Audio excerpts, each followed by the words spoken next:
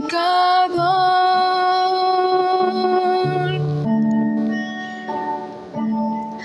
En cambio recibes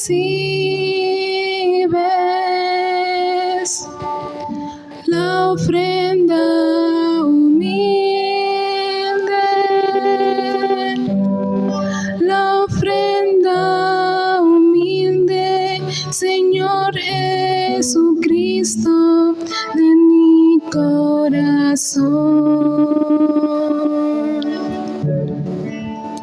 La ofrenda humilde, Señor Jesucristo, de mi corazón.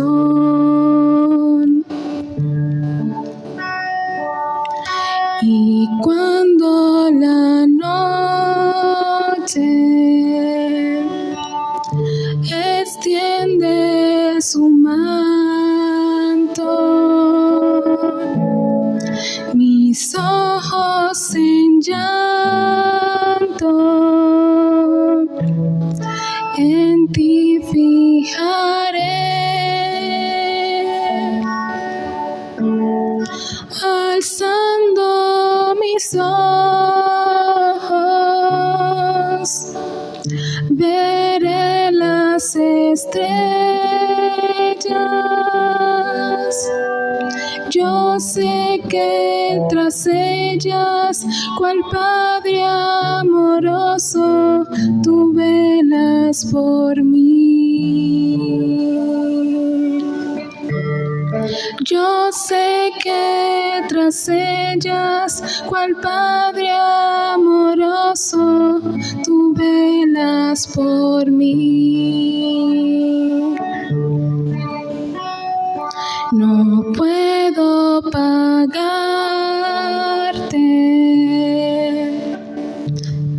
con oro ni plata el gran sacrificio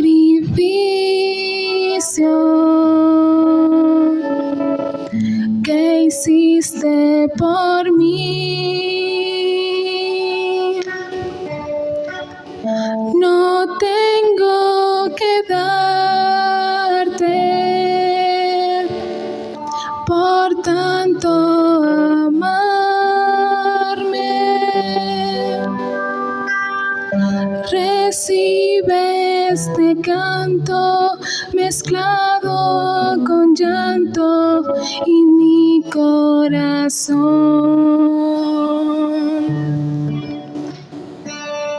Recibe este canto mezclado con llanto y mi corazón.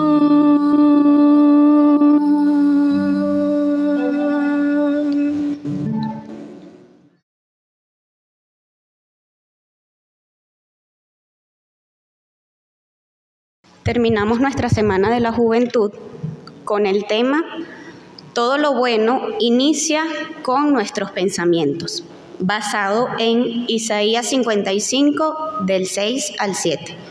Los invito a leerlo nuevamente, ya lo leyó nuestra hermana Juliet, pero vamos a enfocarnos en estos dos versículos. Isaías 55, del 6 al 7.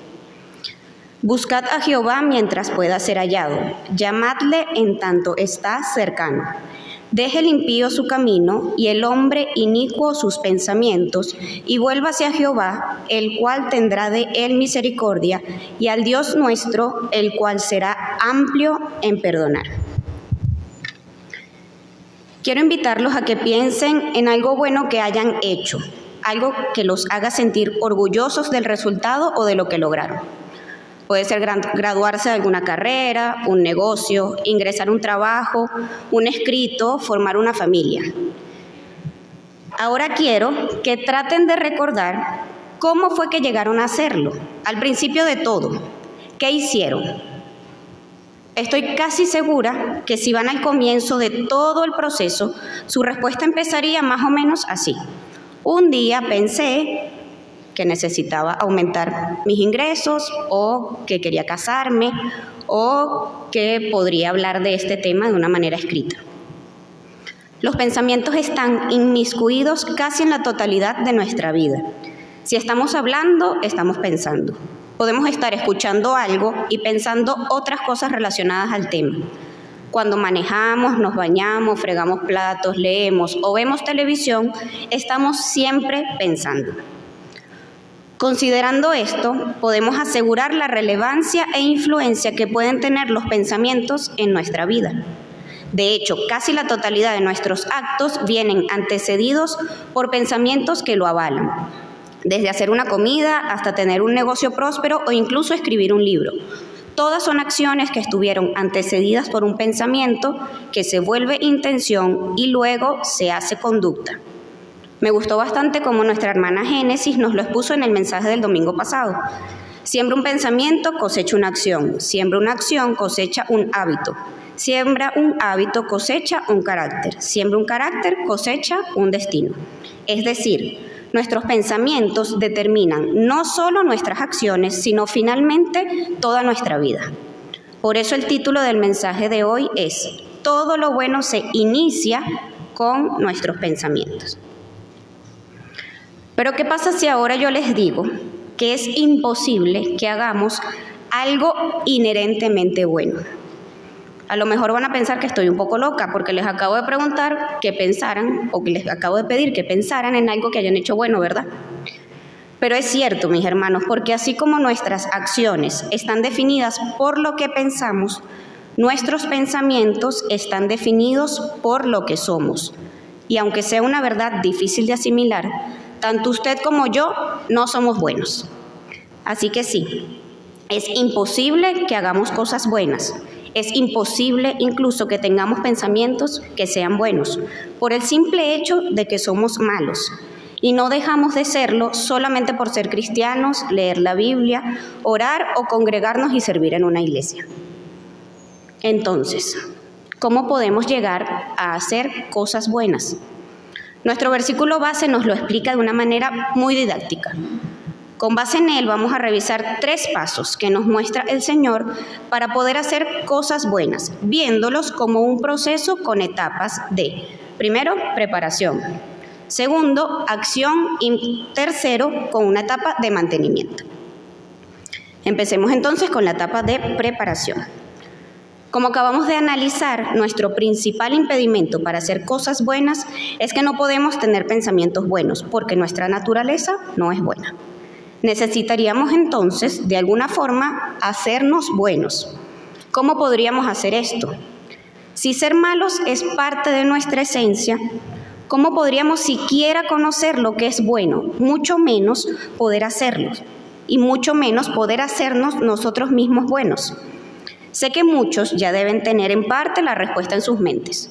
Solo alguien verdadera y enteramente bueno puede hacer que dejemos de ser malos. Y tal como lo dijo nuestro Señor Jesucristo, ninguno hay bueno, sino solo Dios.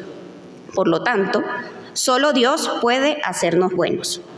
Y esto es precisamente lo que sucede en nuestras vidas al aceptar a Cristo como nuestro Señor y Salvador, pues ciertamente Jesús entregó su vida para justificarnos ante el Padre. Él, siendo Dios, por lo tanto, completamente bueno, se sacrificó para pagar la deuda que teníamos ante el Padre, porque nosotros era imposible pagar porque somos de naturaleza pecadora. Ahora, si esto es así, ¿por qué sigo afirmando que no somos buenos si Cristo ya nos justificó? Esta dualidad de la santidad en la vida cristiana a veces es compleja de entender. Es cierto que ya somos santos, somos apartados del mundo y distintos a los demás, por la gracia de nuestro Señor y para su gloria. Pero esta es una santidad posicional. Habla precisamente de nuestra posición ante Dios por la justificación en Cristo. Por otra parte, no vamos a ser completamente justificados ni santificados hasta que estemos en la presencia de nuestro Dios. Mientras vivamos en este mundo, nuestra naturaleza pecadora sigue existiendo y la santificación es un proceso de crecimiento gradual en nuestra vida. Entonces, lo que nos concierne aquí es cómo podemos crecer en santidad. Tal como les expresé al principio, debe haber una especie de preparación antes de actuar, que está expresada en la primera parte del versículo base. Buscad a Jehová. Esta búsqueda inicia al momento de aceptar a Cristo como nuestro Señor y Salvador, pero no se refiere solamente a esta. Nuestra vida espiritual debe verse como una búsqueda constante de nuestro Dios, teniendo una relación estrecha con Él, con el principal fin de conocerle cada vez más, conocer su carácter y su esencia y deleitarnos en quien Él es. El mismo Pablo expresa bien en su carta a los Filipenses cómo este proceso es diario y no termina hasta que estemos en la presencia de nuestro Señor. En Filipenses 3, del 8 al 14, podemos leer: Y ciertamente aún estimo todas las cosas como pérdida por la excelencia del conocimiento de Cristo Jesús, mi Señor, por amor del cual lo he perdido todo y lo tengo todo por basura para ganar a Cristo y ser hallado en Él, no teniendo mi propia justicia, que es por la ley, sino la que es por la fe de Cristo, la justicia que es de Dios por la fe, a fin de conocerle y el poder de su resurrección y la participación de sus padecimientos, llegando a ser semejante en Él en su muerte, si en alguna manera llegase a la resurrección de los muertos. No que lo haya alcanzado ya, ni que sea perfecto, sino que prosigo, por ver si logro asir aquello por lo cual fui también asido por Cristo Jesús. Hermanos, yo mismo no pretendo haberlo ya alcanzado, pero una cosa hago, olvidando ciertamente lo que queda atrás y extendiéndome a lo que está delante. Prosigo a la meta, al premio del supremo llamamiento de Dios en Cristo Jesús. Entonces, ¿cómo vivimos este proceso de santificación? ¿Qué acciones de nuestra parte implica esta búsqueda del Señor como una etapa de preparación? Lo logramos principalmente a través de las llamadas disciplinas espirituales, que se refieren a comportamientos que aumentan nuestro crecimiento y madurez espiritual. Es relevante destacar el hecho de que se llaman disciplinas, precisamente porque implican un esfuerzo consciente y constante en el tiempo, que conlleva casi siempre un sacrificio al darle prioridad a esta acción y dejar de hacer otras, teniendo la mirada en una meta. Podemos pensar en un atleta o un músico como ejemplos, y cómo es indispensable que para mejorar su rendimiento tengan una práctica constante y con esfuerzo. Asimismo, deberíamos pensar en nuestra vida cristiana, buscando nuestra madurez y santificación, dedicando tiempo y esfuerzo a los que nos lleva a crecer en este proceso. Aunque no hay una lista exhaustiva de todo lo que se considera disciplina espiritual, ni hay un consenso en muchas de ellas, creo que todos conocemos disciplinas básicas e indispensables en la vida de un creyente: la oración, lectura y estudio de la Biblia, servicio y congregación en una iglesia local y el ayuno. Para poder tener buenos pensamientos es imprescindible buscar a Dios. Al buscarle es imprescindible dedicarnos a conocerlo. Para conocerlo es imprescindible tener una relación con Él. Para tener una relación con Él es imprescindible comunicarnos. Para tener comunicación con Él es imprescindible orar y estudiar la palabra, siendo así una comunicación de doble vía. Para vivir bien esta relación con Dios es indispensable hacer comunidad con otros creyentes, tal como está revelado en su palabra, pues en la relación con nuestros hermanos en la fe también conocemos más a Dios. Al edificarnos unos a otros podemos vivir y entender más su carácter, su santidad, gracia y amor. Y aunque tal vez no es de las disciplinas más comunes en nuestra iglesia, quisiera invitarlos a considerar el ayunar también como parte de nuestro andar cristiano, porque sin duda alguna nos hace más dependientes de Dios y tener una comunión especial con Él. Estoy segura que la mayoría de nosotros conocemos que debemos hacer esto como parte de nuestra vida espiritual. Sin embargo, quisiera que pensáramos nuevamente en el ejemplo de un atleta o un músico disciplinado. Sin duda alguna, hay un esfuerzo grande y sacrificial. Tendrá muchos momentos en que les costará dedicar tiempo a practicar, en el que sentarse a estudiar una partitura o ir a entrenar no será lo que están más motivados a hacer, y les cuesta incluso iniciarlo. Pero algo que podemos ver siempre es que, a pesar de esto, existe un nivel de disfrute y pasión al practicar de manera disciplinada. Así debemos ser nosotros en nuestra búsqueda del Señor. Habrá días en que nos cueste más orar o leer y estudiar la Biblia. Posiblemente estemos cansados y no queramos congregarnos. Incluso momentos en los que solo queramos asistir a la iglesia sin servir en ella. Va a demandar de nosotros tener disciplina para hacerlo, a pesar de esto. Pero les aseguro que hacerlo de corazón y conociendo cada vez más al Señor, vamos a encontrar deleite en Él siempre. Nuestro disfrute del Señor es un fruto inequívoco de crecimiento en Él y hará que poco a poco cambiemos el debo orar, leer, servir o ayunar por un quiero hacerlo. Ahora, este es solo el primer paso del proceso. Al conocer cada vez más a nuestro Dios y tener una comunión íntima con Él, estamos más preparados para accionar respecto a nuestros malos pensamientos y caminos. Quedarnos nada más en esta primera etapa hace nuestra fe muerta, como lo dice Santiago 2:17. Y además, no nos diferencia del mundo o incluso de servidores de Satanás, que pueden tener también un conocimiento amplio de Dios a nivel teológico, así como de su palabra. Pero la forma inequívoca de diferenciarnos es por nuestros frutos, tal como lo plantea Mateo 7, del 15 al 20, que por motivos del tiempo no lo vamos a leer.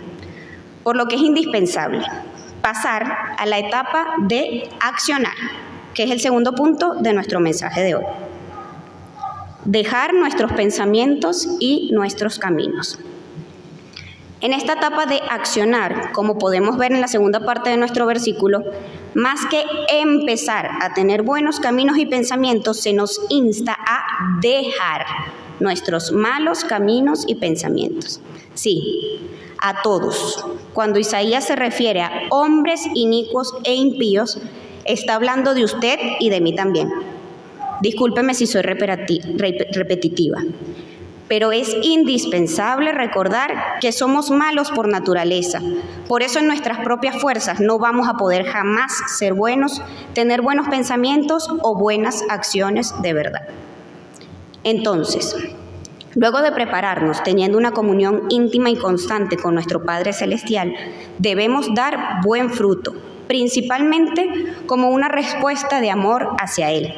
En Juan 15, un pasaje muy conocido por todos, Jesús nos enseña sobre cómo llevar fruto en la vida cristiana. Dentro de esta enseñanza hay 3 verbos que me parece importante destacar. Primero, para poder llevar fruto debemos permanecer en Cristo. Segundo, el obedecer a Dios y guardar sus mandamientos es una muestra fehaciente de que le amamos. Y tercero, que todo esto traerá como consecuencia que le glorificaremos. ¿Cómo pues podemos hacer tangible en nuestra vida esto de dejar nuestros caminos y nuestros pensamientos? Tal como estamos estudiando y ha sido el énfasis de nuestra Semana de la Juventud, la mejor forma de hacerlo es empezando por nuestros pensamientos. Hemos visto que ellos determinan nuestro comportamiento. Así que nuestros pecados se gestan también en lo más íntimo de nuestra mente. Antes de llevarlos a cabo, es indudable que hubo pensamientos en los cuales abundamos y dejamos que se quedaran no solo en nuestra mente, sino también en nuestro corazón. Justamente, sin buscarlo, pero entendiendo que Dios orquesta todo según sus propósitos, he estado siguiendo un plan de devocionales semanales y la semana pasada tocaron el tema de la santidad. En uno de los estudios se impartió una recomendación de un pastor. Él decía que cuando nos venga un pensamiento que desagrade al Señor o que nos pueda llevar a pecar, en los primeros 5 segundos debemos desecharlo por completo, haciendo un esfuerzo consciente de sacarlo de nuestra mente y llevando nuestro pensamiento hacia Cristo. A lo mejor es un poco exagerado, sin embargo, me parece que no deja de tener validez. pues dar cabida a pensamientos que nos tienten puede acarrearnos un gran riesgo de cometer estos pecados. Esta recomendación además está alineada a la forma en la que nuestro Señor Jesús enseñó sobre cómo manejar el pecado en el Sermón del Monte, ilustrándolo con incluso desprendernos de uno de nuestros miembros si genera en nosotros ocasión de caer. Esto implica estar constantemente en guardia, revisando nuestros pensamientos, tal como lo vimos el domingo pasado. Por esto es tan necesaria la etapa de preparación que acabamos de ver, buscando cada día nuestra comunión con Dios y pidiéndole que nos examine y nos muestre si hay perversidad en nosotros. ¿Significa que entonces solamente podemos pensar en Dios, en la iglesia, alejarnos del mundo, metiéndonos en una burbuja? Pues no, porque así como nuestro Señor fue radical con el manejo del pecado, Él también oró por nosotros, no pidiéndole al Padre que nos sacara del mundo, sino que nos guardara del mal, porque Él mismo nos envió al mundo. Y tal como estudiamos este miércoles, tenemos el trabajo de estar en el mundo sin ser parte de él. Pues esto es especialmente importante para cumplir uno de los propósitos más importantes de nuestra vida, el ir y hacer discípulos. Este equilibrio no es fácil de lograr y ciertamente no podemos hacerlo por nosotros mismos. Necesitamos la sabiduría, discernimiento y guía que provienen de nuestro Dios.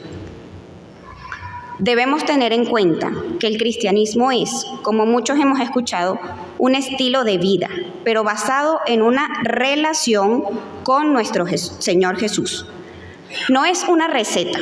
Yo no puedo pararme aquí a dictarles todos los pensamientos y acciones que deben quitar por completo de sus vidas, porque simplemente somos distintos y estamos cada quien en una etapa distinta de nuestro caminar con Dios. Piénselo de esta forma. Tomar una copa de vino en una comida no será lo mismo para una persona que lucha con alcoholismo que para una persona que no ha padecido jamás esta condición.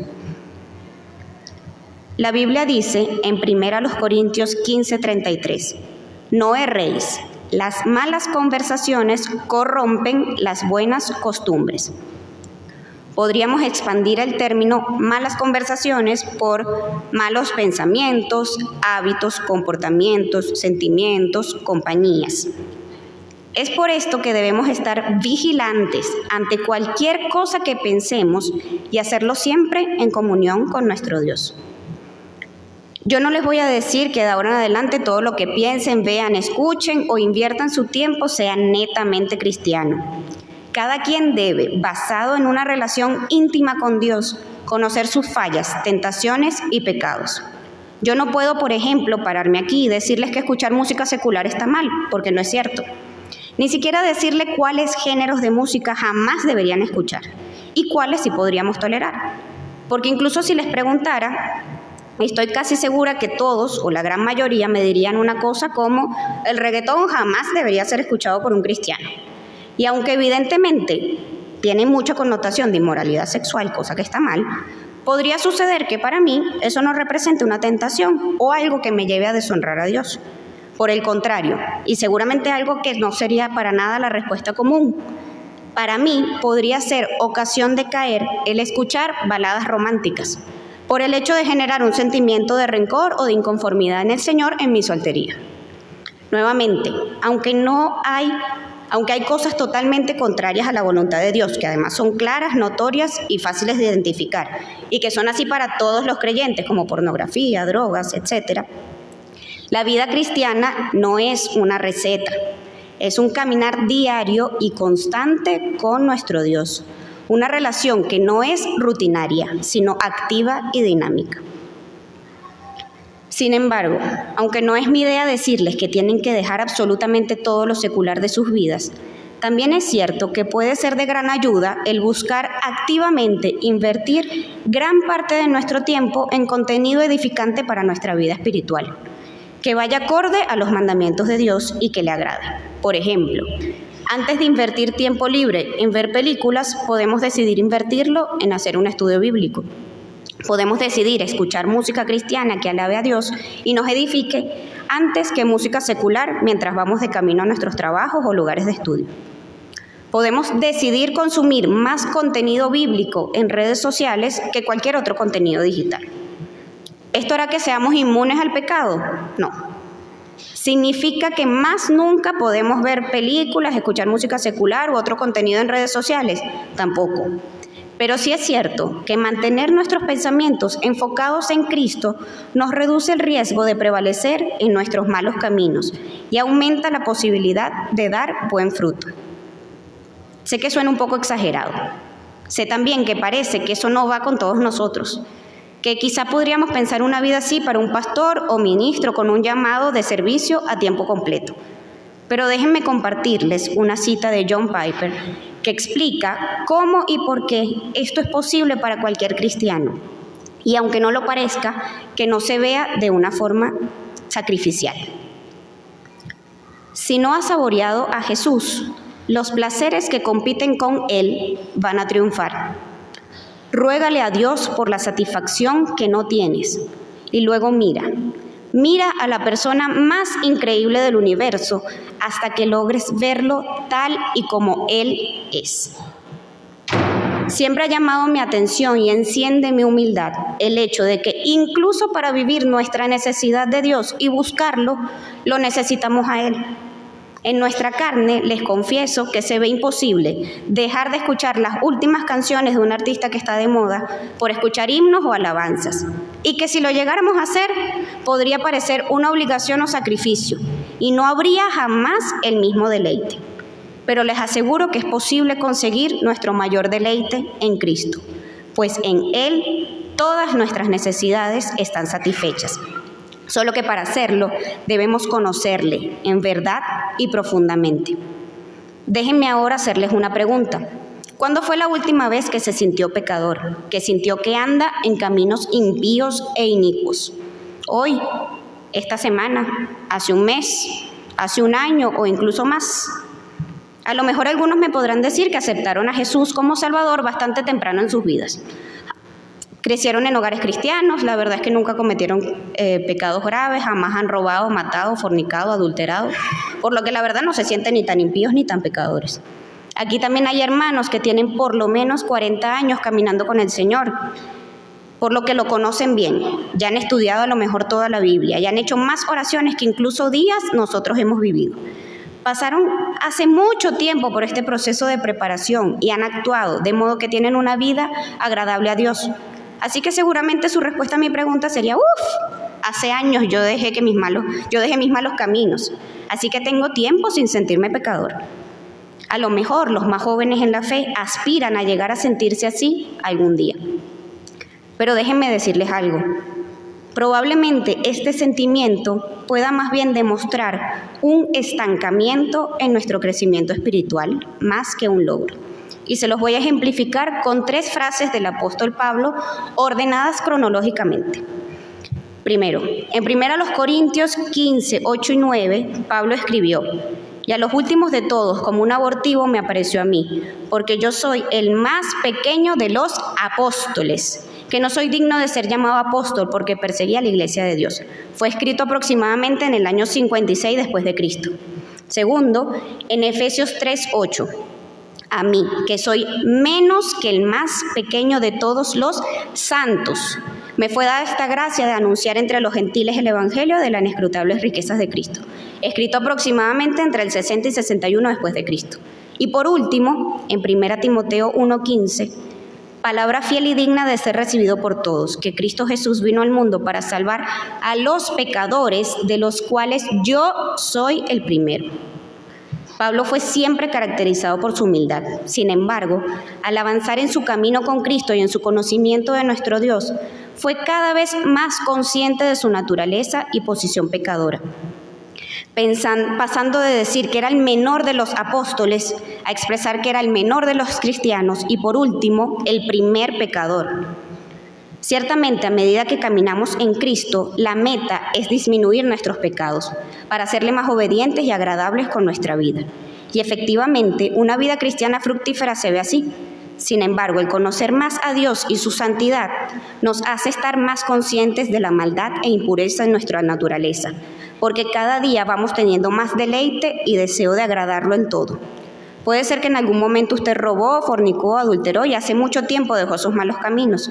Pero al caminar con Jesús y amarlo cada vez más, querrá no solo dejar estos pecados más visibles, sino también honrarlo con cada pensamiento, sentimiento y actitud.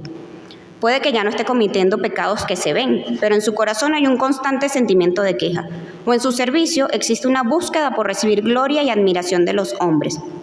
Por esto Pablo llegó a expresarse como lo hizo, incluso considerando que cambió por completo su vida, dejando de perseguir a los cristianos para convertirse en uno de los más perseguidos y atribulados por el Evangelio. La vida cristiana es entonces un eterno sufrimiento y sentimiento de culpa por toda nuestra maldad, que en vez de mejorar se va agravando con los años. Pues tampoco es así. Porque si bien nos vamos haciendo más conscientes de nuestra naturaleza pecadora, esto ocurre como consecuencia de conocer cada vez más a nuestro Dios. Es decir, que también entendemos y vivimos cada vez más su gracia y misericordia, aspecto esencial que vemos en la última parte de nuestro versículo. Y vuélvanse a Jehová, el cual tendrá de él misericordia, y al Dios nuestro, el cual será amplio en perdonar. Pasando entonces, ya para terminar, a la etapa de mantenimiento. Volvernos a Dios para recibir su misericordia. Aunque lo estoy exponiendo como un proceso por etapas, obviamente desde el día 1 de nuestra vida en Cristo estamos recibiendo misericordia. Asimismo, es necesario perseverar en buscar a Dios mediante las disciplinas espirituales, día tras día, porque jamás vamos a dejar de necesitarlo. Es un proceso de preparación para vivir una vida agradable a Dios, pero que continúa hasta que estemos en su presencia.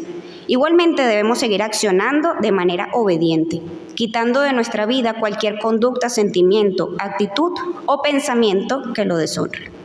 Y porque es un proceso con etapas eternas. ¿Por qué no es un proceso en el que se avanza superando por completo la etapa anterior para pasar a la siguiente? Pues simplemente por lo que hemos reforzado durante todo el mensaje. Seguimos siendo malos. Y esto, aún siendo personas maduras en el Señor, y por esto, aún siendo personas maduras en el Señor, no vamos a dejar de pecar en este mundo. Pablo mismo lo expresó así. Porque no hago el bien que quiero, sino el mal que no quiero, eso hago. Y si hago lo que no quiero, ya no lo hago yo, sino el pecado que mora en mí. Así que, queriendo yo hacer el bien, hallo esta ley, que el mal está en mí. Nuestra lucha con el viejo hombre no acabará jamás. Sin embargo, debe verse como una lucha activa, consciente y esforzada toda nuestra vida. Porque si no, corremos el riesgo de caer en cualquiera de estas dos actitudes equivocadas, de las cuales puede valerse Satanás para alejarnos del camino eterno, dispuesto por nuestro Dios para nosotros. Podríamos pensar primero que porque tenemos gracia y misericordia de Dios abundante para con nosotros y ya tenemos el perdón de Cristo, no importa que sigamos pecando, excusándonos en el razonamiento de que jamás vamos a dejar de pecar. Esto no es una muestra de una verdadera vida cristiana, porque al no haber obediencia, no hay verdadera muestra de amor por el Señor. Por otra parte, podemos quedarnos desanimados por pensar que jamás podremos lograr la meta de la santificación en nuestra vida, quedarnos tan tristes y con sentimientos de culpa por nuestra maldad que dejamos de luchar. No nos volvemos a Dios y aunque suene fuerte, rechazamos su misericordia para con nosotros. Entonces, si nuestra santificación está basada en el conocimiento de la santidad de Dios y el reconocimiento de nuestra maldad, también debe ser guiada por la misericordia de Dios. Dios es el único bueno, lo digo nuevamente, y por esto nosotros no somos nadie para decidir hasta dónde llega su misericordia, ni para no recibirla completamente cuando Él nos la ofrece. Para resumir y concluir, creo que pudieron darse cuenta que el proceso no opera de manera lineal, sino que es más bien cíclico. Empieza al buscar a Dios, continúa dejando nuestros malos pensamientos y caminos para volvernos nuevamente a Él. Todo empieza en Él y termina en Él. Al perseverar en las 3 etapas de este proceso por toda nuestra vida, tenemos el secreto para poder tener pensamientos buenos que inicien y mantengan una verdadera vida buena para gloria de nuestro Dios. Tengamos esto siempre presente en nuestra mente y corazón y corramos con paciencia la carrera que tenemos por delante, con la certeza de nuestra victoria en Cristo.